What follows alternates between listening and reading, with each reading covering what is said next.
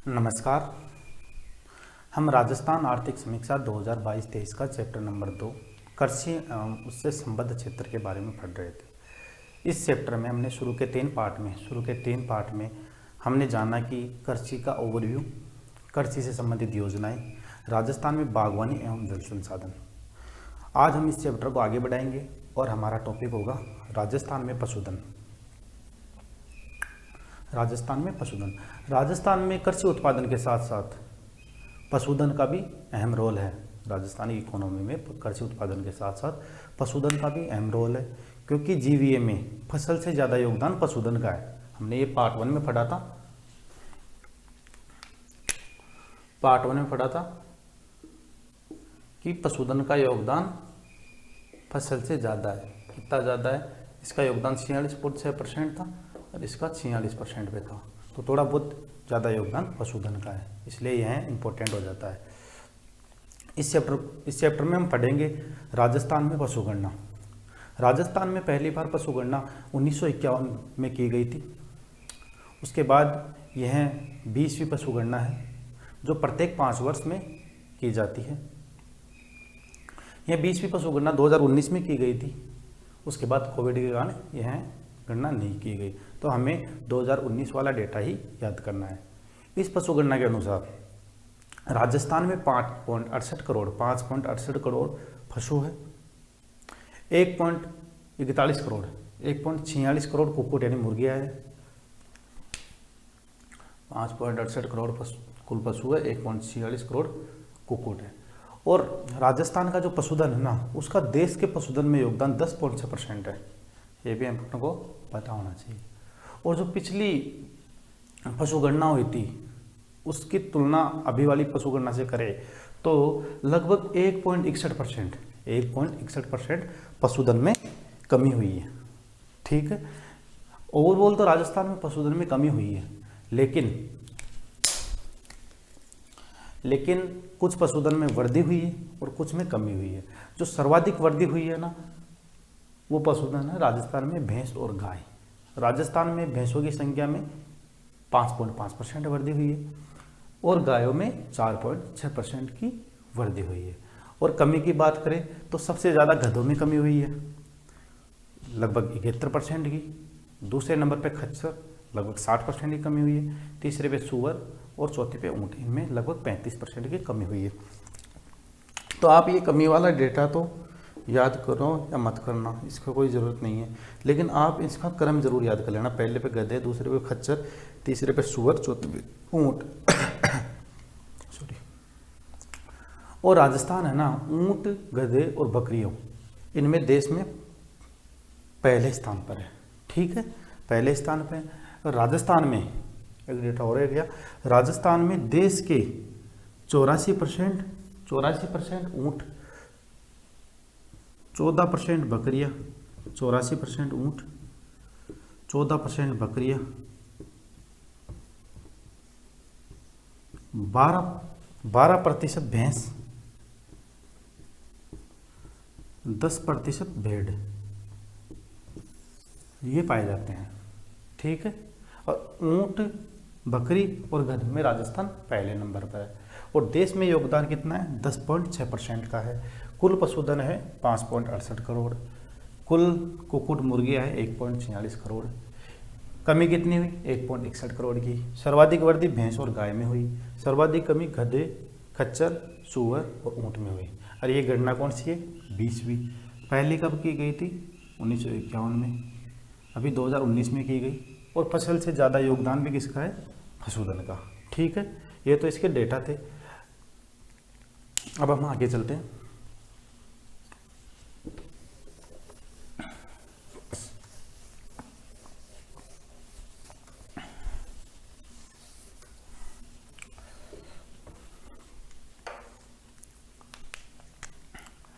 राजस्थान में जो पशुपालन विभाग है ना, उसके द्वारा नस्ल सुधार कार्यक्रम व स्वास्थ्य संबंधित कार्यक्रम, बीमा संबंधी कार्यक्रम और गौशालाओं के निर्माण के संबंधित कार्यक्रम किए जा रहे हैं, संचालित किए जा रहे हैं। उनमें हम जो इकोनॉमिक सर्वे में है उनके बारे में थोड़ा बहुत देखेंगे। सबसे पहले हम बीमा के बारे में देखेंगे कि बीमा के संबंधित, पशुओं के बीमा के संबंधित क्या क्या योजनाएं चल रही है। तो राजस्थान में ऐसी 2 योजनाएं चल रही है। पहली अविका कवच बीमा योजना, दूसरी भामाशाह पशु बीमा योजना। ठीक है, जो अविका कवच बीमा योजना है ना, जो भेड़ों के लिए चल रही है, तो आपको इतना ही पता होना चाहिए किन के लिए चल रही है, भेड़ों के लिए। ठीक है, और जो दूसरी योजना है ना, भामाशाह पशु बीमा योजना, ये 2016 में जामडोली एक जगह है जयपुर में, वहाँ से शुरू की गई थी। ये आपको कोई नहीं पूछेगा, 2016 में शुरू की गई थी, ये भी आपको कोई नहीं पूछेगा। लेकिन इसमें जो राशि है ना, वो आपको पता होनी चाहिए। तो इसमें राशि है 50,000 रुपये, 50,000 रुपये का इसमें बीमा कवर दिया जाता है। ठीक है, नेक्स्ट देखिए इसमें, तो गौशालाओं से संबंधित क्या प्रावधान, योजना या कार्यक्रम है। तो गौशालाओं में सबसे पहली योजना है नंदी गौशाला जन सहभागिता योजना। ठीक है, नंदी गौशाला जन सहभागिता, मतलब कि गौशालाओं के निर्माण में जनभागीदारी सुनिश्चित करना। तो जैसे गौशाला निर्माण कर रहे हैं, उसमें से 90% रुपये तो इसमें राज्य सरकार देगी और 10% रुपये जनता के होंगे, यानी जन भागीदारी के होंगे। ठीक है, इसमें कुल गवर्नमेंट 50 लाख रुपए की क्या देगी, आर्थिक सहायता देगी गौशालाओं के निर्माण में। ठीक है, ये भी आपको पता होना चाहिए। ठीक है, नेक्स्ट आगे चलते हैं। दूसरी योजना है गौशाला विकास योजना।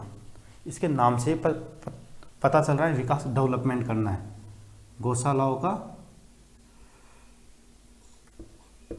डेवलपमेंट करना है।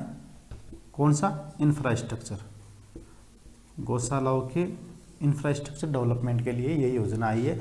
इसके लिए सरकार द्वारा 10 लाख रुपए की आर्थिक सहायता पर गौशालाओं को दी जाएगी। ठीक है, तीसरी बात करें, गौशाला पहले तो निर्माण हो गया, अब उनमें इंफ्रास्ट्रक्चर डेवलपमेंट हो गया। अब गौशालाओं को सरकार के पास भार ज़्यादा आ रहा है, तो इस भार को कम करने के लिए गौशालाओं को आत्मनिर्भर बनाना है। किस क्षेत्र में, ऊर्जा के क्षेत्र में। तो इसलिए आत्मनिर्भर बनाना है गौशालाओं को। इसके लिए क्या किया जा रहा है, एक गौशाला यानी प्रत्येक एक गौशाला में एक बायोगैस संयंत्र लगाया जा रहा है, गोबर गैस संयंत्र लगाया जा रहा है। ठीक है, ठीक है। अब तीसरा देखें, इसमें तीसरा स्वास्थ्य संबंधित प्रावधान, स्वास्थ्य संबंधित प्रावधान ये योजना है। स्वास्थ्य संबंधित प्रावधान इसमें है पशुधन निःशुल्क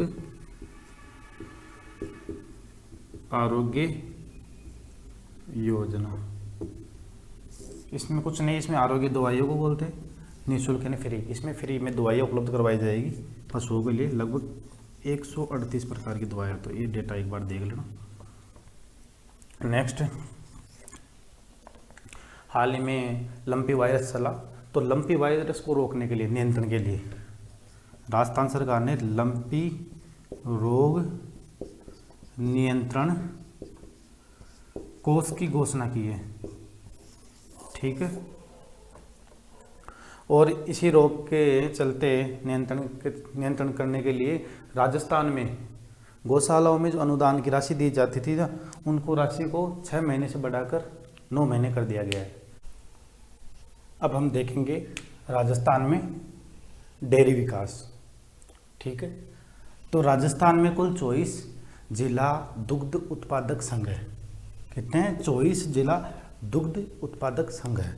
और राजस्थान में RCDF, शीर्ष स्तर पर RCDF की स्थापना की गई, जिसका हेडक्वार्टर जयपुर में है। RCDF Rajasthan cooperation of dairy federation, Rajasthan सहकारी डेयरी फेडरेशन। ठीक है, ये क्या करता है, जो दुग्ध उत्पादक है ना, उनको पौष्टिक आहार, बीमा कवर आदि सेवाएं उपलब्ध करवाता है। ठीक है, और राजस्थान में डेयरी विकास के संबंधित योजनाएं, निम्न योजनाएं हैं, वो संचालित की जा रही है। उसमें पहली योजना है राजस्थान सरस सुरक्षा कवच बीमा योजना। ठीक है, राजस्थान ये एक बीमा योजना है। इसमें जो दुग्ध उत्पादक है ना, उनकी दुर्घटना होने पर इसमें बीमा कवर किया जाता है। इसमें मृत्यु हो जाए या पूर्ण अपंगता उस स्थिति में 5 लाख तक का बीमा कवर, और आंशिक अपंगता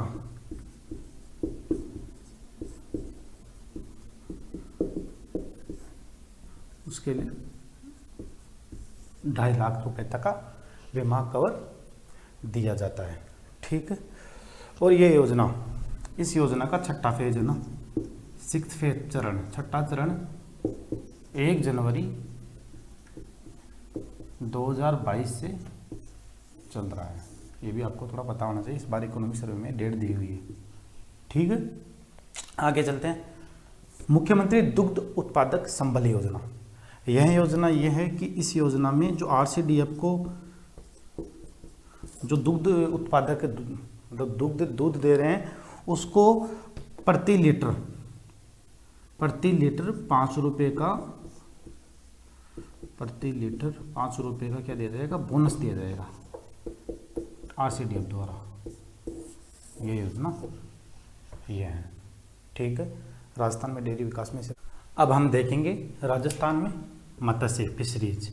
वैसे इसका इतना रोल तो नहीं है, लेकिन एक बार देख लेना मोटा मोटा कि राजस्थान में मत्स्य उत्पादन होता है 34,336 मीट्रिक टन। ये डेटा नवंबर 2022 तक का है, तो एक बार ये डेटा देख लेना, 34,336। फिर मत्स्य से संबंधित योजनाओं में चले तो पहला है आजीविका मॉडल योजना। आजीविका मॉडल योजना, राजस्थान के 3 बांध हैं, तो जैसलमेर झील है, और 2 बांध है, माही बजाज सागर और कडारा डैम।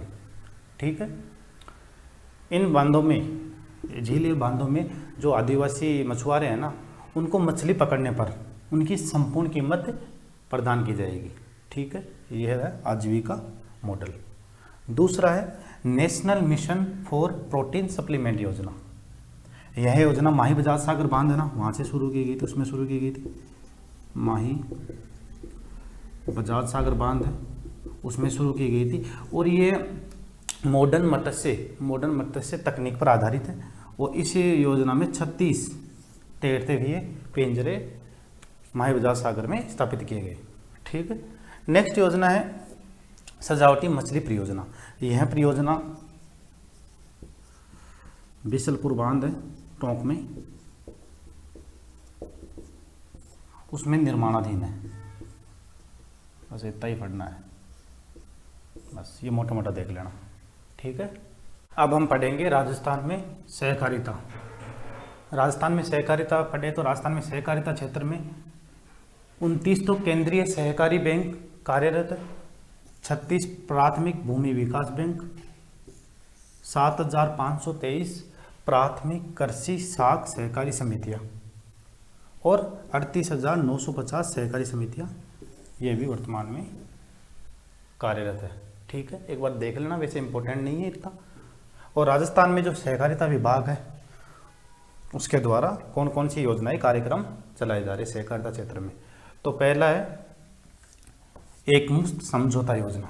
एकमुश्त समझौता योजना, यह जो 36 प्राथमिक भूमि बैंक है ना, ये क्या लोन का कार्य करते हैं। तो जो किसान प्राथमिक भूमि विकास बैंक के द्वारा जो लोन ले रखे हैं ना किसान, और उनको एक अवधि पार हो गई, मतलब एक निश्चित अवधि थी, मान लो 5 वर्ष थी, तो मान लो वो अवधि पार हो गई, तो उसके बाद भी गवर्नमेंट उनको ब्याज में 50% छूट देगी अगर वो लोन जमा कराते हैं। ठीक है, दूसरी है स्वरोजगार क्रेडिट कार्ड योजना। ठीक है, और तीसरी है सहकारी किसान कल्याण योजना। तो दूसरी और तीसरी में इतना ही फर्क है, एक ये गैर कृषि कार्यों के लिए दी जाती है, ये गैर कृषि कार्यों के लिए इसमें लोन दिया जाता है, और इसमें कृषि कार्यों के लिए दिया जाता है। ये आपको पता होना चाहिए, कृषि कार्य होते हैं। इसमें गैर कृषि कार्य हेतु 50,000 का लोन 5 वर्ष तक दिया जाता है, और इसमें कृषि कार्य हेतु 10 लाख रुपए तक का लोन दिया जाता है। ठीक है, एक और देख लेना मोटा मोटा। और ये 2 योजना लगभग सेम है, नाम ही अलग है, ऊपर वाली था राज्य सहकारी आवास योजना, और इसका तो नाम ही पता नहीं क्या है, बेबी ब्लैंकेट योजना। इनका काम यही है, इसमें भवन निर्माण, मकान का निर्माण या मरम्मत हो गई या खरीद हो गई या मकान का विस्तार करना हो गया, उसके लिए इस योजना के तहत तो 20 लाख रुपए 15 वर्ष के लिए, और इसके तहत 7 लाख रुपए का लोन ऋण दिया जाता है। और राजस्थान में सहकारिता विभाग है ना, उसकी योजनाओं की जानकारी के लिए राजस्थान सहकार पोर्टल चल रहा है या लॉन्च किया गया है। ठीक है, ये राजस्थान आर्थिक समीक्षा 2022-23 का चैप्टर नंबर 2 कृषि एवं उससे संबद्ध क्षेत्र आज पूरा हो गया है। ठीक है, धन्यवाद।